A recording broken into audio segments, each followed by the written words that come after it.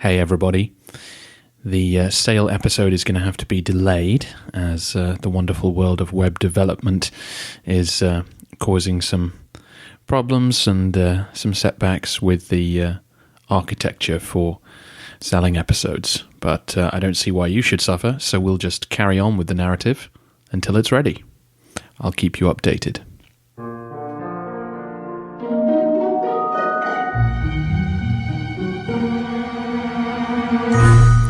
Hello everyone, and welcome to the History of Byzantium, episode 73, Leo's Reign in the 730s.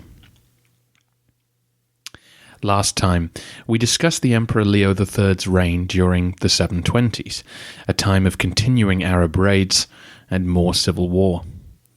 We'll follow the same structure for this episode, so I'll begin with the political and military narrative and then double back for more talk of administration and iconoclasm. The Arabs continued to raid Anatolia every summer throughout the 730s. However, the Muslim chroniclers give us very few details of these attacks. When places are mentioned, it seems that the Arabs were mostly raiding the areas just over the border. Some forts are mentioned as being captured or destroyed, but they seem to be places that had been held just before the siege that were only now being reoccupied. The only town mentioned in the western half of Anatolia is Akroinon, not far from Amorium, the headquarters of the Anatolikon.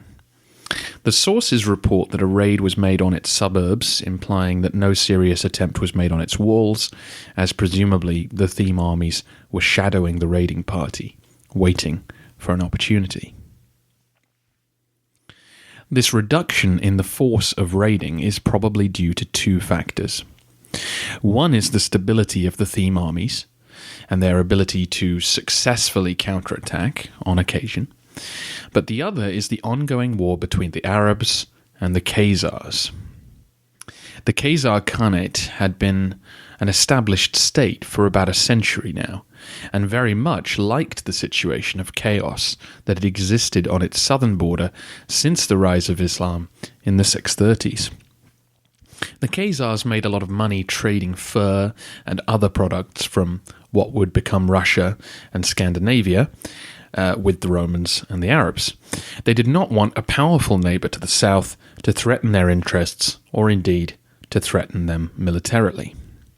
Their greatest fear was always of an attack from the east by other steppe tribes, and so the growing power of the caliphate presented a potential second front that they did not want to deal with. The Arab failure before the walls of Constantinople convinced the Khagan that the time was right to march through the Caucasus again, as his people had done during their alliance with Heraclius. A long and bloody war began with the Arabs in the early 720s.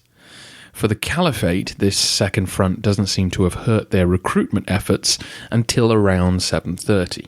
It seems likely that the amount of men they were forced to send to the Caucasus limited the numbers they could also aim at Anatolia. Leo was obviously very keen for the Khazars to keep fighting, so in 733 he made a grand gesture of friendship toward the Khagan by offering to marry his 15-year-old son Constantine to the Khagan's daughter Zitzak, or Chitkak. She was escorted to Constantinople, where she would be baptized and given the Christian name Irene. It seems possible that she was a fairly young girl at this time, because she would not give birth to her first child for another 17 years. She would, of course, be the second Khazar princess to enjoy residence in the palace after Justinian II's bride, Theodora. But despite this grand gesture, no formal alliance or coordinated action took place. The Arabs once again put together a huge force and marched all the way to the Khazar capital in 737. Despite an apparently crushing victory, the main Khazar army remained elusive, and the Arabs could not maintain garrisons so far north. So an uneasy status quo was formed by the end of the decade, with the Caliphate retaining a firm grip on the Caucasian kingdoms, but the Khazars more than capable of striking back if provoked. For the Byzantines, this meant that larger Arab forces reappeared in Anatolia. In 740, two large raiding parties crossed the Taurus Mountains, bent on wreaking havoc. One made for Cappadocia, sacking towns and driving off captives, while the other marched into the Thracian theme and attacked Acroinon again. As far as we know, Leo had not campaigned in person for over 20 years, but he saw this incursion as an opportunity. Throughout his career, he seems to have been able to read the Arabs' movements better than most. Perhaps he used intelligence more wisely for some reason. Whatever it may be, he gathered the Obsikion army and led them out himself, with his son Constantine in tow, and made for Acroinon. As usual, we don't have details of what happened next, but Leo's confidence suggests that he was able to surround the Arab army, which may have been 10 or 15,000 strong. Perhaps the Thracian were engaging them from the west and the Anatolikon from the east, allowing Leo to arrive and create that rarest of rare opportunities for the Byzantines, a pitched battle where they were the larger army. Whatever really happened, both Arab commanders on site were killed, and thousands of men died, as well as being taken prisoner. A contingent of the Arabs made an orderly retreat and rejoined the force in Cappadocia, which then made it home safely. Strategically, the victory meant very little in the one-sided war between the giant caliphate and the rump Roman state, but politically, it was an important day in the field. Leo returned to the capital in triumph, leading Arab captives for the crowds to jeer at, and Arab armour to show off and distribute to his men. Best of all, his now 22-year-old son was standing by his side. A dynasty that brings victory over the Arabs. That was something everyone was looking for. I've put up some pictures of what Acroinon looks like today, and you can see why Leo would have thought it was a good location to trap an army.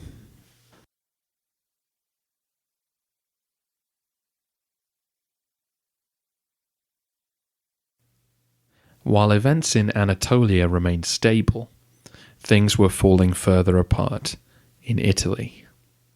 I'll discuss quite how icons related to this in a moment, but throughout the 730s, the papacy remained at odds with the emperor.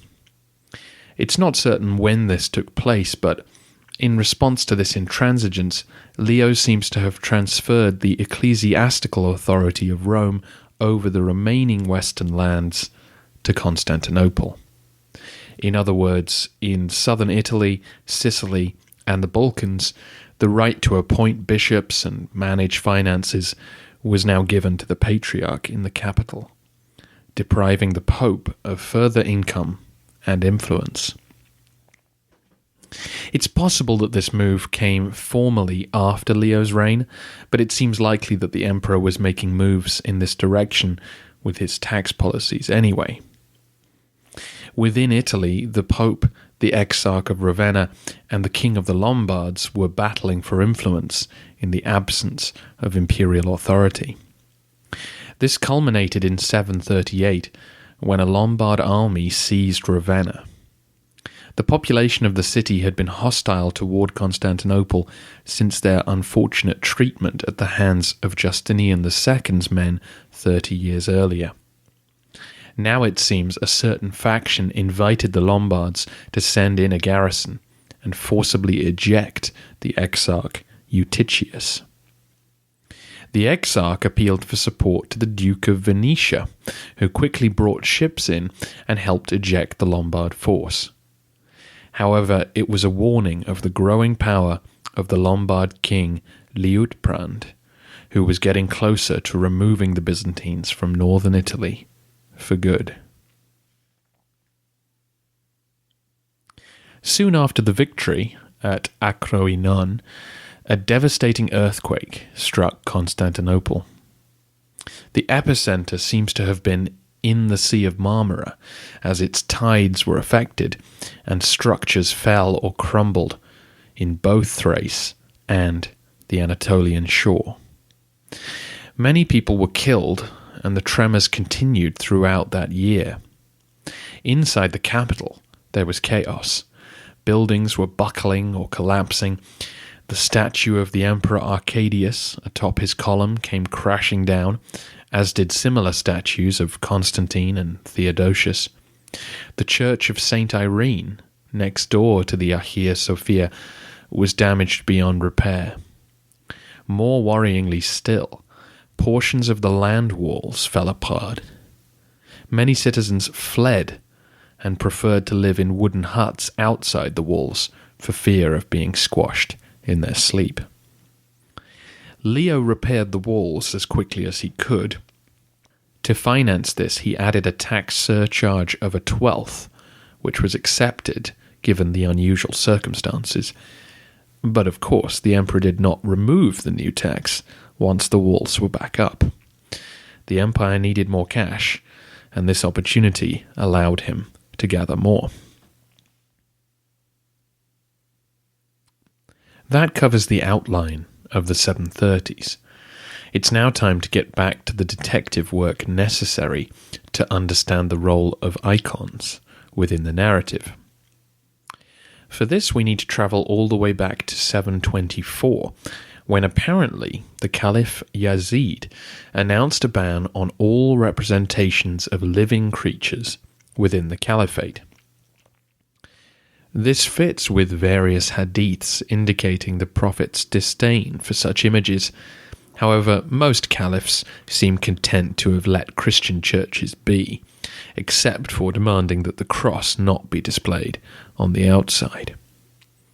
Yazid died the same year he gave that order, so if he really did intend to force the Christians in his empire to strip their churches, he did not have time to follow this through. There's disagreement amongst modern historians about whether this incident had a direct effect on events in Byzantium. But whether it did or not, debate did spring up in Anatolia about the role of icons in any potential Roman idolatry. And it certainly seems possible that Yazid's order touched the same nerve that pushed Leo to make his law book so thoroughly steeped in Old Testament ideas. We know for sure that some churchmen in Anatolia began to think that Christians should be taking the second commandment more seriously, and that perhaps this explained God's anger at his chosen people.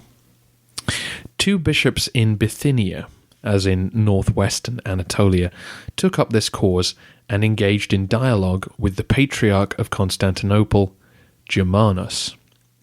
This is where our first solid evidence about iconoclasm comes from, because the Patriarch's letters have survived. Germanos is an interesting figure. It seems like he was the son of one of the men involved in the assassination of Constans II. You may remember the conspiracy which formed that led to his murder in Sicily. As punishment, the young boy was castrated and forced into the service of the church. But being from a well-to-do family, he managed to get a good education and rose within the ecclesiastical ranks. He seems to have been flexible theologically and more concerned with the peace and unity of the church than one particular doctrine. We base this on the fact that he cooperated with Vardan the Armenian during his brief reign as emperor and the return to monotheletism. He was then appointed patriarch by Artemius the Secretary and happily returned to the edicts of the Sixth Ecumenical Council. I don't know if he was the first eunuch to become head of the church, but I think he's the first one that we've dealt with. In his letters to the two agitating bishops, the Patriarch is concerned because he's heard that whole towns and multitudes of people are in considerable agitation over this matter, meaning icons. The Patriarch's response was pragmatic. He argues that just as Jesus came down to earth to demonstrate God's mercy, so people today need a visual expression of this idea to help them understand the truth. He also points out that these icons have been a part of Christian life for a very long time now, and to question their presence would be to suggest that the Orthodox Church had been in error. His concern is the ammunition that this would give the pagans, the Jews, and the Arabs, all of whom, he points out, can be accused of idolatry themselves. Think of the Muslim veneration of the Kaaba, the black stone in Mecca. Back in Constantinople, it seems likely that Leo did comment on the position of icons in the church following the eruption of Thera in 726. But based on our very limited evidence, it seems the most Leo can have asked for was the removal of certain icons from the apse of churches, i.e., that some icons were being placed prominently within the church and were receiving worship from the congregation that rightly belonged to God. If we've understood this correctly, then Leo's attempts to end Roman idolatry were very limited in scope. There's no evidence that he ordered these icons to be destroyed. In 730, a meeting was held in Constantinople that ended with the Patriarch Germanus resigning and retiring from public life. What exactly took place, we don't know. It seems to have been a gathering of senior courtiers and prominent churchmen from around the capital. It was not an ecumenical council. The iconophiles, like Theophanes and Nicephorus, interpret this meeting as the moment when an official policy of iconoclasm was outlined and Germanus resigned out of principled opposition. However, it may be that the meeting was more focused on the transfer of ecclesiastical land into the domain of imperial tax collectors. And it may be that the Patriarch's resignation was in opposition to church authority being demeaned in this way. We do have a surviving letter of Germanus's written from his retirement. It's to one of the same Bithynian bishops who Germanus accuses of ignoring his orders and allowing the icon debate to get out of control. From the tone of the letter, it seems that those in favour of icon removal are in the ascendancy and that the emperor is one of those responsible. We can sense here the emotions which the issue touched on. Safe behind the walls of the capital, men like Germanus were confident in rejecting this religious innovation. But out in the provinces, Arab raids gave their inquiries an urgency that the Patriarch may not have understood. One of the bishops points out that the icons are supposed to protect their cities from being sacked, and have repeatedly failed to do so.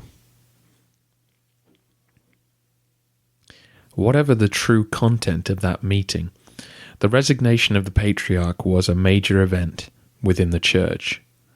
Over in Rome, Pope Gregory II convened a synod the following year to discuss the issues of the day. Again, the iconophile writers paint this as an anti-iconoclast synod, where the Pope dismissed the new imperial policy out of hand.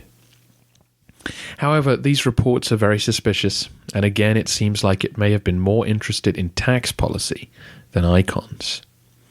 We also have suggestions that rather than inflame relations with Constantinople, the Pope was keen to improve them, particularly after the brief Lombard capture of Ravenna. Talk of icons was in the air, and clearly Leo was interested in pleasing God by removing any potential idolatry. But it doesn't seem like this led to any icon breaking. It was his son who would head more directly down that road. And in 741, his son would get his chance to take power when Leo became ill and died. It was said to be dropsy by Theophanes, which we might interpret as congestive heart failure. He was 55 or 56 years old and had ruled the empire for 24 years. Leo was a successful emperor by the standards of his day. As in, the best he could hope for was to defend what the empire still had. This, of course, he did to the best of his abilities, and he has won a place in world history through his defense of Constantinople during the siege. However, he was no closer to defeating the Arabs than any of his predecessors. What he was, though, was the first emperor to die peacefully in his bed for 56 years, and that is an achievement worth toasting. Leo was not a religious innovator and did not wish to provoke a major religious debate. He just followed the mood of his times in searching for a way to mollify God's wrath. His immediate legacy would be his son Constantine, who had grown up to be a good leader and military commander. But perhaps the emperor had neglected his other most important ally, Artavasdos. The commander of the Opsikion would soon turn on Leo's son, leading to yet another bitter civil war. Could the emperor have foreseen this animosity and done something about it? We'll never know, but that is the issue that we'll be dealing with on the next episode of the History of Byzantium. As usual, you can contact me at thehistoryofbyzantium.com or on the Facebook page. Thank you so much for your support and for listening.